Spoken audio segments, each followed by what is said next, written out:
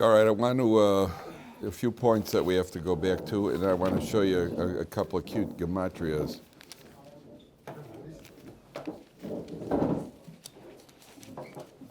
Okay, back on the, are we ready? Mayor, we're ready? Okay, so go back to, for a second, to Perek Lamed Beis Pasuk Chavav. Lamed Beis Chavav. So Yaakov, this is again on page 174. Page 174. Yaakov has this battle. Yaakov has this battle with Soro Shel Esav.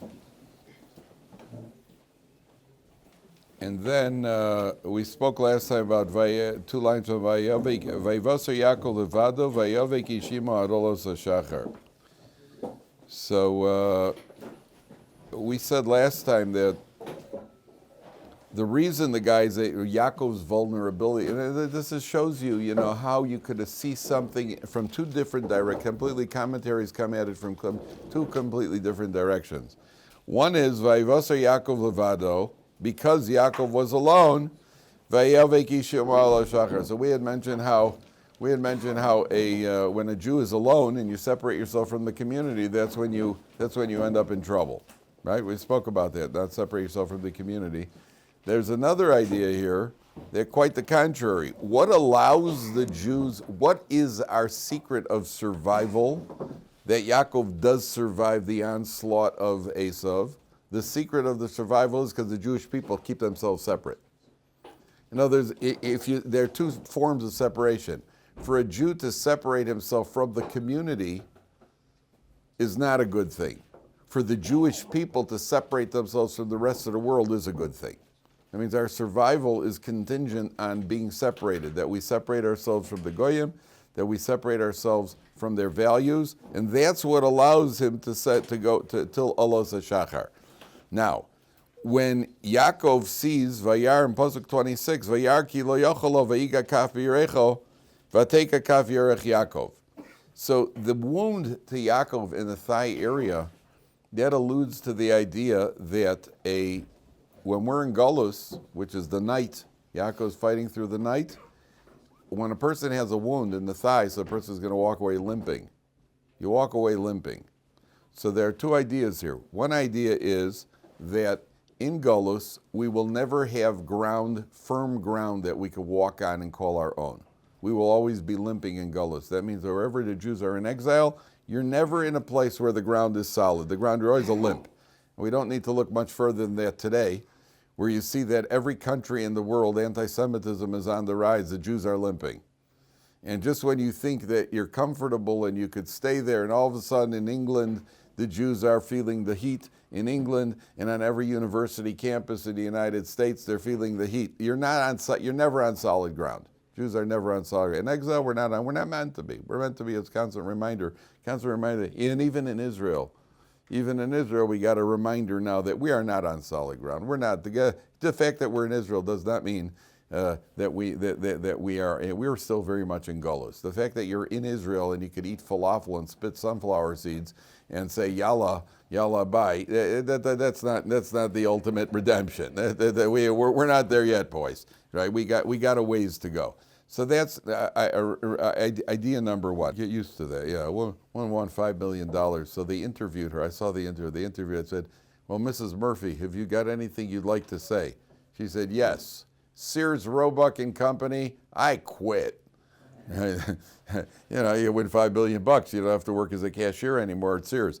So a woman who willingly takes on support of her husband, and she does it because that's a value to her, and she wants to support her husband, at a point that she can no longer work, or let's say this often a woman gets pregnant and she can't work. Right? She can't work. So women, sometimes they have to be there having problems with the pregnancy. Sometimes they have to be on bed rest. At that point, the husband has an obligation. He gave his wife a ksuba, guys, exactly what we're learning about. And he gave her a ksuba, which is a financial obligation. So he has to come up. The burden of support is still on the husband, even if he's learning in kollel. And at a point that a wife says to the husband, "Listen, I thought I could do it, but I can't. A husband has to say to his wife, well, thank you very much for what you've done so far. And now he has to come up with, he could find other people to support him, or he has to go to work. He can't just say, well, yeah, but I want to learn. Somebody support me. He doesn't have that right. If somebody's willing to, I think I told you, when I got married, I broke my foot playing basketball. And so I had to go to the hospital.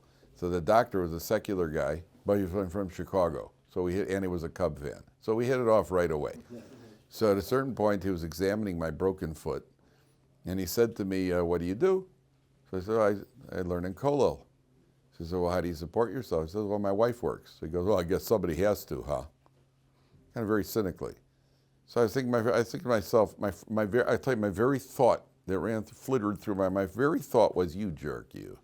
You went to medical school and somebody supported you. Either your wife or the United States government lent you money, or your father-in-law, or 5 parents, or your father-in-law, but it was a value to them, so they supported you because it was a value. I'm studying a kollel. It's a value to my wife. It's a value to my parents or my head of my kollel, whoever it is that's willing to support me. I'm not asking you for money. What do you care? They're not doing it under duress. This is something that they want. Of course, I didn't say any of this to him because he had my broken foot in his hands. Right? So I don't feel like ending up like Yaakov Avinu over here. But at the end of the day, you're going to be supported. A wife also supports her husband emotionally. A wife has to thank her husband for the Torah that he studies. He's bringing a value. He's bringing spirituality, ruchnius, into the home. And a wife should thank her once in a while, bake her husband a blueberry pie. And when he comes home, she says, what's the occasion? Well, I appreciate everything that you're doing for the home, for me, for the kids, by studying Torah. And it doesn't hurt. It doesn't hurt to show a concrete, tangible appreciation. So I told you, guy comes in and he sees a cake with one candle burning. He says, your wife, he sits down, and all of a sudden there's a cherry pie with a candle in it. So husband sits down and says, wow, what's this? She goes, happy anniversary. The husband, happy anniversary. He gets nervous, like, which anniversary did I forget this time? He goes, a happy anniversary. They're married 27 years, and there's only one candle. He says, happy anniversary. Yeah, what's the occasion? She goes, well, it's the 1 year anniversary since I've asked you to fix the kitchen shelves. Thank you, happy anniversary. Right? I guarantee you those shelves got fixed. Now they got fixed. First of all, that's a very tactful way to do it. Instead of nudging and chepping, now he gets the message. But that's the support. Now, you also get support. And when you get married, you may also be supported. What happens if the support cuts off? So a person has to know that if your Torah support cut, you still got to fight through. Sometimes things get rough, things get a little tight. Guys who learn in kollel, the money is tight for people who learn in kollel. Sometimes you should see the calculations. I've been involved with these people on a financial level. The way they make a calculation of how many bags of milk are they going to buy for Shabbos, for the week, and how many chickens are they going to buy. They got the pieces calculated out to the nth degree. Yeah, people live like that because it's important enough to them. I never lived at that level. I couldn't handle that. So we definitely did. Didn't have a lot of money to spend. But the Israeli guys who live in Israel, it's amazing when you start how they're living, what they're willing to sacrifice for a value, and what their wife is willing to sacrifice. So if the Torah is a value, and you have to know that sometimes you have family who was supportive of you, and all of a sudden their family is no longer supportive. I'm not talking about financially. I'm talking about just they're critical of what you're doing. They're critical of you studying Torah right now. Many of them, I'm sure, are going through that. Where your family, what are you in yeshiva for? You should be going out and learning a trade or getting a parnasa or making money, something. And you have to, it's difficult. You don't have their support. To the contrary, you've got adversity. And a person has to know that at that point, even if he's limping a little bit, he has to still fight the Yetzer Hara who's fighting against the Torah values. Number one. Number two, take a look at Pasuk Lamed Gimel, Perek Lamed Gimel now. Now the epic meaning. Vayisa Yaakov Einav, Vayarvin Esav ba ve'imo arba meos ish. Esav is coming towards him, page 176, towards the bottom. Esav with 400 men, and they're armed to the teeth. And vayachatz asayalodim al Leah v'al Rachel al shtei hashvachos. So he puts the children with Leah and Rachel and the two maidservants. Now, the first thing you see over here is Yaakov sees 400. The number 400 is always there's some sort of negative, something negative when you come up with the number 400. Where do we find the number 400? It's usually in a negative context. Esav and his 400 men, where else? What's that? How much does Avraham Avinu have to pay that low-life Ephron? 400 zuz, 400, what do you call it? What was it? 400 kesita. Well, 400, way overpriced, 400. The number 400 years of Mitzrayim. The number 400 generally implies a problem. They also find it in the Gemara. Anybody know where we find it? 2 men made a bet of 400 zuz whether they could get one. Reuven and Shimon made a bet. Reuven bet Shimon 400 zuz that he could get Hillel upset. You remember the famous Gemara? Hillel's taking a shower on Erev Shabbos, and these 2 guys made a bet. One guy made, I could provoke Hillel. I could get Hillel upset. I mean, that's like you and your brother did about with your sister. Let's see who could get her really upset. Yeah, that sort of thing. So Hillel, any siblings know that in the house. Okay, let's see, you get him upset. No, I get him upset. You got to know to push it. So Hillel's taking a shower on Erev Shabbos. Hillel's bathing, and a guy goes knocking on the door, and he says, Mikan Hillel. Hillel's the Nasi of the Jewish people. He's the head of the Sanhedrin. And the guy goes over, he goes, Mikan Hillel. Anybody around here named Hillel? It's like going up to the White House. They're going up to the White House, say, anyone around here named Joe? Right? He still wouldn't answer. Yeah? He still wouldn't answer. He still wouldn't answer. He probably doesn't, so he may not know his own name. He got mixed up. He goes, no, I'm Bill. Oh, no, I'm Joe. 1 second. I'm Donald. No, he may have a little trouble figuring it out. Yeah, okay, but that's the insult. And then Hillel comes out. The story. Hillel comes out and he says to him, "How come? How come Babylonians have round heads?" That's his question on Erev Shabbos, that he's got to pull him out of the. And Hillel never gets angry. That's the story of the Gemara. But how much was the wager? 400 zuz. So the number 400, Esav comes with 400 men. Now, if you just look at another little coincidence for you, Mayor, take a look at the Haftorah. Which, if you take a look at the Haftorah, what page was it? Oh, I forgot. It's all the way in the back of the book. Keep your finger on the place here. Keep the place over here. Go to the back of go to the Haftorah for a second. We looked at the Haftorah earlier. What page is it? What is it? 1141. Thank you. 1140. Okay. No, 1141. You are correct. So on 1142, remember it said, where we quoted Pasuk 17 on 1142, where we were talking about where the remnants of the Jewish people would be. Remember that? Uvahar Tzion tia Pleta, 1142, 6 lines to the top. V'hoya Kodesh, v'yorshu beis Yaakov es Borsheim. Yeah, the house of Yaakov, they are going to, how does he translate it? They will inherit its inheritors. In other words, they're going to take over their enemies. And then in Pasuk Yud Ches it says, V'hoya beis Yaakov eish, the house of Yaakov will be the fire. Ubeis Yosef lahava, the house of Yosef, they will be the flame. I mean, you got a fire is the little fire. That's the house of Yaakov. The house of Yosef will be the flame. Ubeis Esav lakash, the house of Esav will be the straw. When straw means fire and flame, what happens to straw? They get in trouble, right?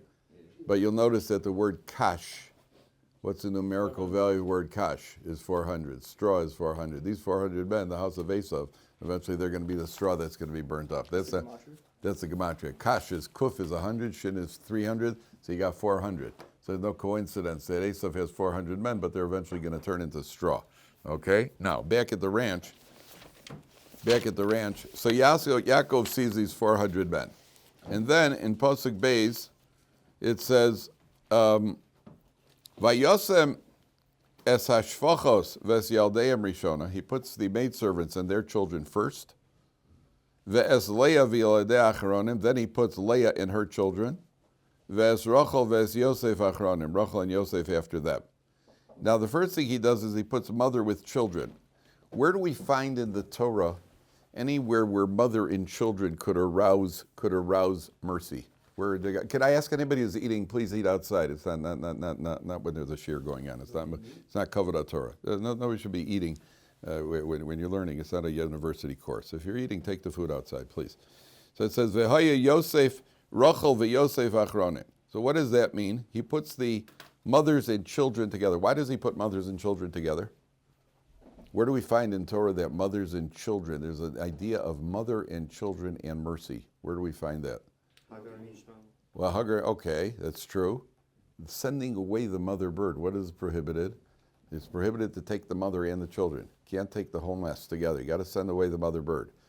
One of the underlying ideas there is that obviously there's a certain cruelty to take the children with the mother present. So you send away the mother bird. There's a certain cruelty there. It's not the only reason. It's not you're not allowed to. But Yaakov Avinu, hopefully this may arouse a certain amount of mercy. Number one. Number two, at a deeper level, why did he put them in this order? He puts the maidservants first, and then Leah and Rachel. It's like you're disposable, you're less disposable. I want the favorite to back. Rachel and Yosef last. Okay, so the idea here is, one of the ideas here is that Yaakov Avinu is wondering, why is he going through this? Why is there any trouble at all? And he's only got one flaw. There's one aveira, one sin that Yaakov Avinu is slightly guilty of. There might be a slight touch of guilt. Which is what? What's the one thing flaw that Yaakov Avinu has? He's married two sisters. There's a whole discussion if the forefathers kept the whole Torah, which they did. They kept the whole Torah. Yaakov Avinu kept the whole Torah. Avram Yitzchak Yaakov, they put on tefillin. They kept the entire Torah. So then, how is Yaakov Avinu if he kept the entire Torah? Why could he marry two sisters? So the Ramban has a famous answer that what? Only in Eretz Yisrael they kept the whole Torah. In Chutz La'aretz they didn't keep the whole Torah. I thought they were Gerim, And so they're not really related. But it's a good answer. But at the end of the day, you don't marry two sisters. The Torah says not to marry two, and it's considered a slight flaw in Yaakov Avinu. So Yaakov Avinu feels that that's where his spiritual vulnerability is because he's married two sisters, and that's why he's going through this. So what he does is, he puts first the two maidservants who have nothing to do with that misdeed, that call it a misdeed. They have nothing to do with it, so he puts them first. They're going to be the least vulnerable because they're the ones who have nothing to do with the two sisters. So he puts the maidservants first. They're the safest ones. Then he puts Leah because she's one of the sisters.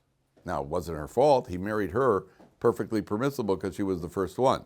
Who's the one that he married that created the situation was Rachel. And he marries Rachel second, and that's why Rachel, he puts her last. She's the most vulnerable here, not the least vulnerable. He puts Rachel and Yosef at the end because she's really the one that creates this if there is some sort of spiritual prosecution, it's because of marrying the two sisters. Therefore, he puts Rachel all the way at the back. Number two. Now, take a look at what he calls. So Yaakov now approaches Esav. V'hu avar lifnehem, pasuk Gimel, vayishtachu arza sheva pe'amim. He bows 7 times ad gishto ad ochiv. Till he reaches his brother, he bows 7 times. And when he's bowing 7 times, what Yaakov feels is that each time you bow, and a bow means you're going all the way down on the ground, that you're going to soften Esav up a little bit. Esav, you're gonna soften him up. He sees how contrite you are. He sees how much you're submitting, how submissive you are. That's one approach. Now, if you look at the Gemara in Kedushin, the Gemara in Kedushin tells a story of a man named Ravacha Bar Yaakov who came to see in Abaye's town. And in Abaye's base medrash, there was a demon, a 7-headed demon.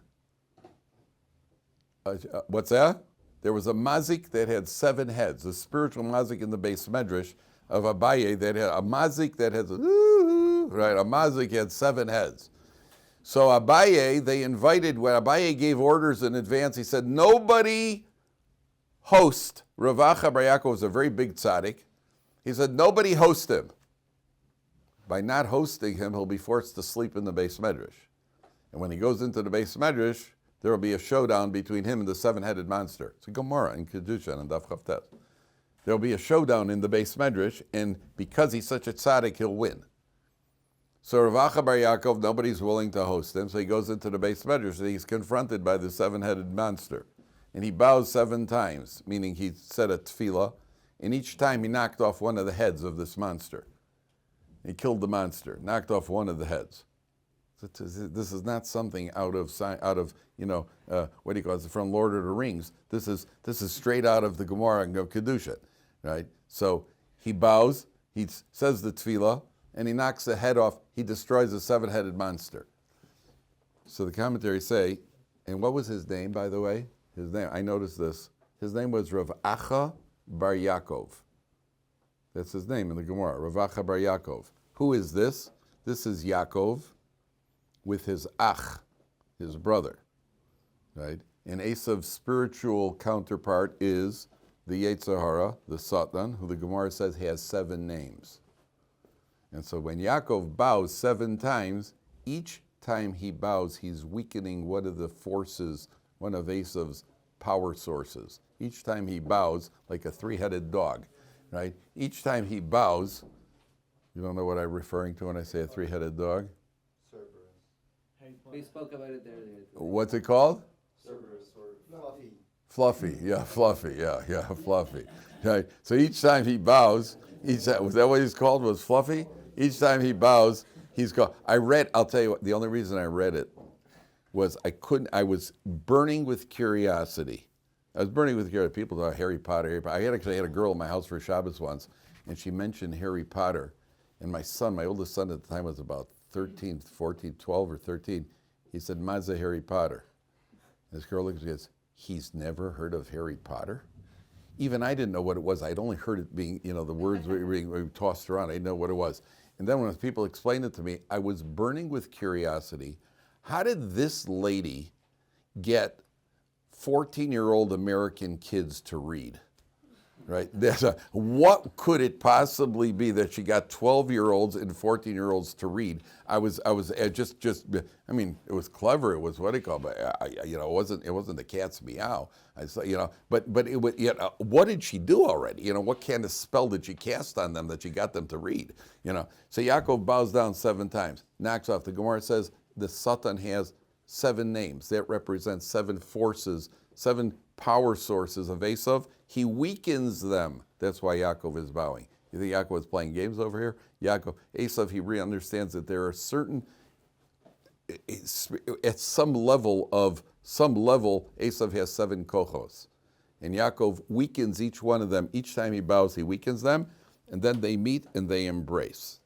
And in Pasuk Dal it says, Vayoratz Esav likraso, Vayichabkeu, Vayipol al tzavora, Vayishakeu, Vayivku. Esav runs towards him, and they hug each other, and they embrace each other, and he kisses him, and they cry. Now, there's quite a bit over here.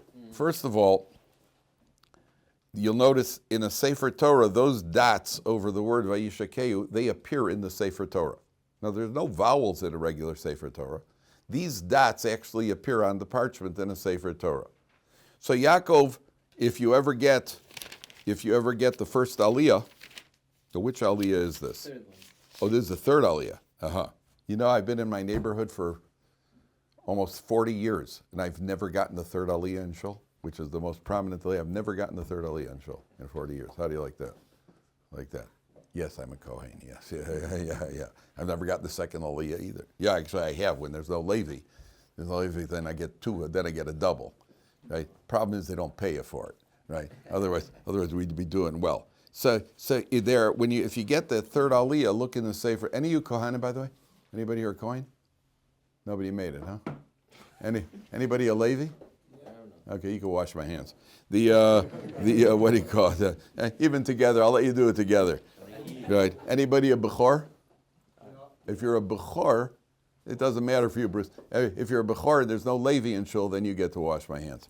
If there's no Levi and if there's no Levi, then the Bechors could do it. Stand in line, boys. So the what do you call it? And by the way, when the Beis Hamikdash is built and you got to give away some truma, 5834-140. That's the number, right? You just call me, give me a call, we'll pick it up. Right? We'll get somebody to haul it out of your field. So it says, There are dots over the word Vayishlach. He kisses him. Take a look at Rashi. Why are there dots? The dots indicate that there's something to learn over here. Oh, Vayishlach, left column, 3 lines from the bottom. Nokud olav. There are dots on the word Vayishlach. V'yesh cholkim b'davar zeh b'braisa desifri. There are different opinions what we're supposed to learn from these dots. Yesh shedorshu nekuda zolomar shelo neshako b'chol libo. There's some that say, well, yeah, he kissed him. Esav ran, hugged him, and kissed him, but he didn't kiss him with a full heart. That's one opinion. Amar Rabbi Shimon bar Yochai, halacha hi biyadua. There's a known halacha. She'esav sona halacha hi. It's a halacha biyadua she'esav sona liYaakov. Esav hates Yaakov. So why are there dots? Ela shenichmeru rachamav ba'osa shah. His mercy was aroused v'neshako b'chol libo. In other words, the dots indicate there's an exception here. Normally when you hug somebody and you kiss them, so it's a full kiss. According to one opinion, the exception is, well, here he didn't kiss him with a full heart. If you kiss somebody, you kiss with a full heart. Here, he didn't kiss him. The exception is he didn't kiss him with a full heart. That's Reb Shimon bar Yochai says, no, the exception is he did kiss him with a full heart. Because Esav hates Yaakov. And Reb Shimon bar Yochai knows very well. Why does Reb Shimon bar Yochai know very well? He was on the pursuit by whom? The Romans, who are the direct descendants of Esav. The Romans pursued him and hid in a cave for 12. When you're in a cave for 12 years, then you know that the Romans, they hate you. So Esav hates Yaakov. That's a rule. Now, the curiosity here that everybody talks about is that he says, Reb Shimon bar Yochai says, this is a quote from Reb Shimon bar Yochai, there's a halacha that Esav hates Yaakov. Which halacha is it? I mean, there's a halacha that you can't talk after you wash. You don't talk before you there's a halacha that you have to put on tefillin every day. What's the halacha? Which halacha is it that Esav hates Yaakov? I mean, that's a halacha. Halacha. Esav hates Yaakov. So a goy, an anti-Semite, I'm going to fulfill the halacha of hating Yaakov. Right? What does that mean? What kind of halacha is it?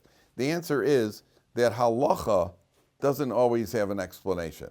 There's a halacha that the tefillin have to be here and not over here. That's a halacha. Why? Because there's a halacha, Esav hates Yaakov. What does that mean? That means, there are a lot of books that have been written explaining anti-Semitism. Why is there anti-Semitism? How do we cure anti-Semitism? Let's do something about anti-Semitism. There are a lot of books that have been written. I want to tell you they are excellent, excellent books. Excellent books analyzing and explaining anti-Semitism. If you ever need to find something to help kindle your Lag BaOmer fire, these books burn very easily, right? If you ever have a wobbly table at home and you need something to wedge under one of the legs, these books are excellent for wedgers. They wedge under the table. They went under the rest of the book. The rest of it is rubbish. Why? Because there is no explanation. The explanation is it's a halacha. And everything that Jews have tried, and every backward somersault that they've made over the last 2,000 years, nothing has helped. And you see that on college campuses, there's all sorts of Jewish advocacy, and well, no matter what you try, nothing works, because nothing works.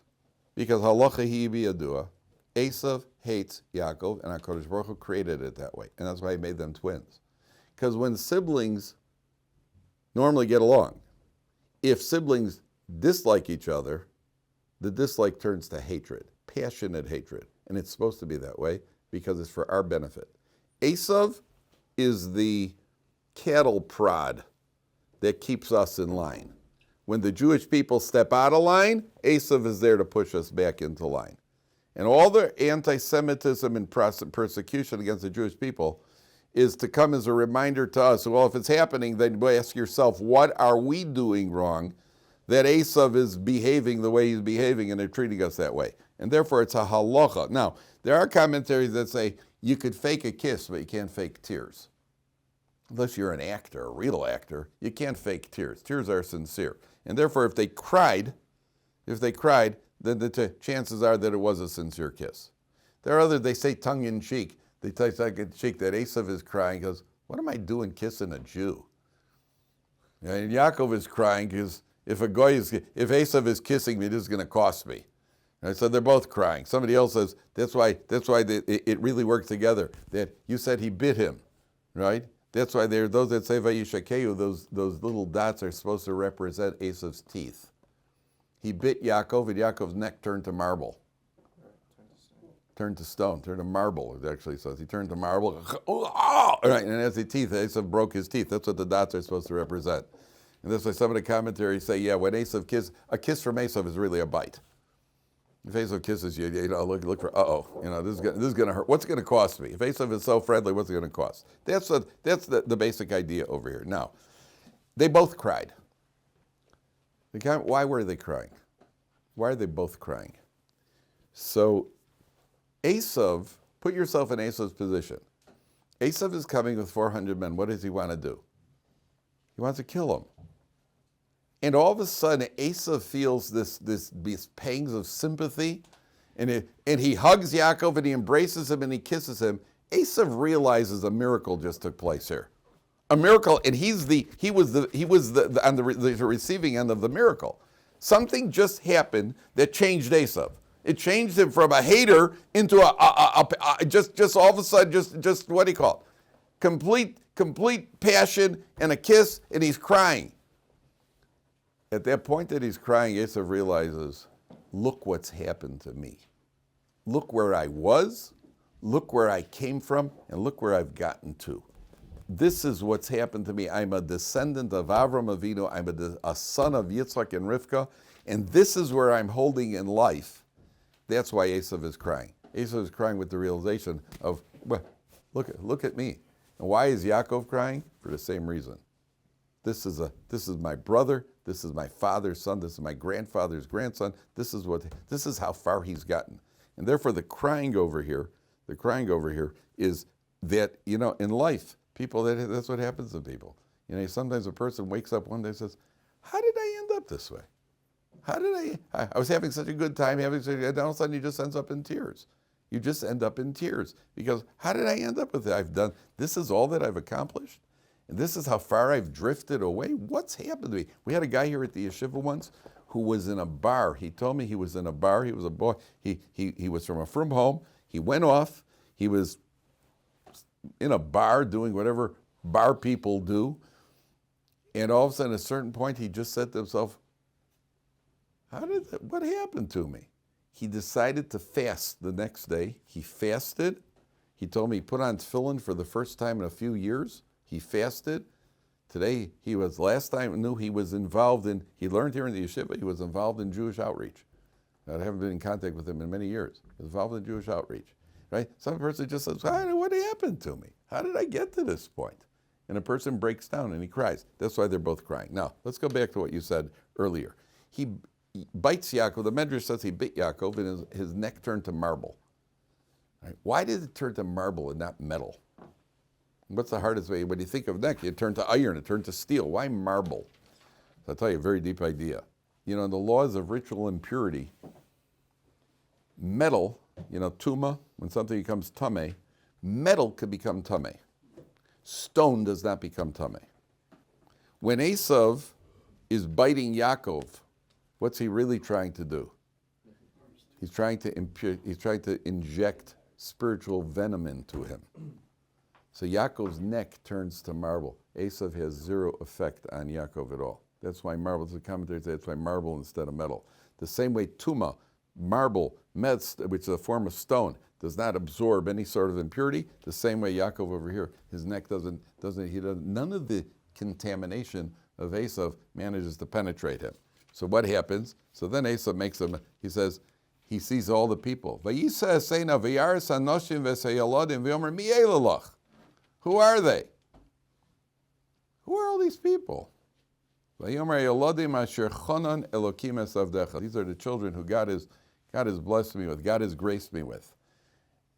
This is also the Esavs of the world. You have a great time. You have a lot of fun. You live for. Then all of a sudden you take a look. Years later, you end up empty. You may have money, but you've got nothing else. And then you take a look at the Frum family. You have two grandpas sitting in a nursing home. I remember when my bubby was in the nursing home, and we used to go. She had every day there was a steady parade of people coming in, children, grandchildren, some great-grandchildren coming in to see my bubby in the nursing home, one after the other. Her room was always crowded. Then she's got a roommate over there who's by herself, who's got a daughter who's just waiting for her mother to die so she could take some of the money. And this woman, this poor woman, is looking at this lady. She got treasures. You walked in my bubby's house. Her walls were coated with pictures of her children, grandchildren, great-grandchildren. And you walk into the house, my buddy said, "This is my nachas." At the end of the day, nothing else matters. There's nothing else that matters. And there are countless people. What happens to Esav? Esav leaves. Right? Take a look very quickly on bottom of 178. Skip ahead for a second. One line from the bottom. Vayoshav bayomahu Esav v'darko Seir. Esav goes back to Seir. Bottom 178, last line. Esav goes back to Seir. Take a look at Rashi on Yud Zayin. Vayoshav bayomahu Rashi, left column, bottom line. Vayoshav bayomahu Esav v'darko. Esav levado. Esav alone went back. V'dalad meyosi she'olchimo nishmetu be'etzlo. The 400 men snuck away, echad. They snuck away and joined Yaakov. So Esav goes back alone. But it's a much different. I mean, what does it mean, Esav? Esav, you go, at the end of the day, you go back alone. You're all by yourself. You have nothing to show for all the excitement, all the adventure. You're all by yourself. More than that.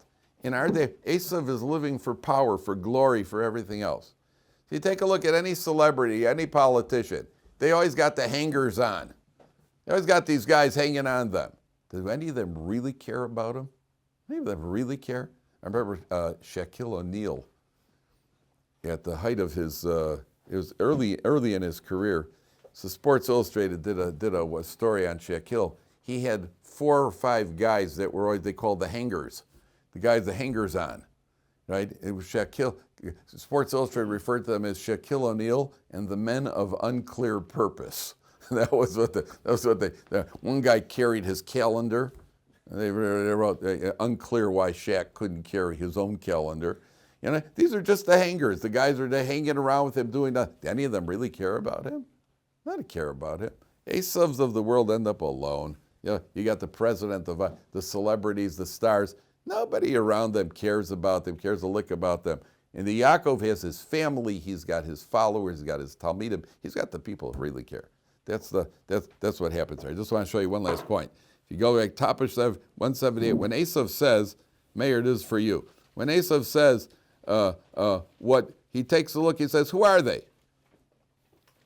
Vayaris hanoshim v'esayilodim. He sees the women and the children. So of course the Esavs of the world, what's the first thing they notice? The women. And notice how Yaakov answers him. Vayomer mi elach, vayomer hayilodim asher chana elokim esavdecha. Doesn't say a word about the women.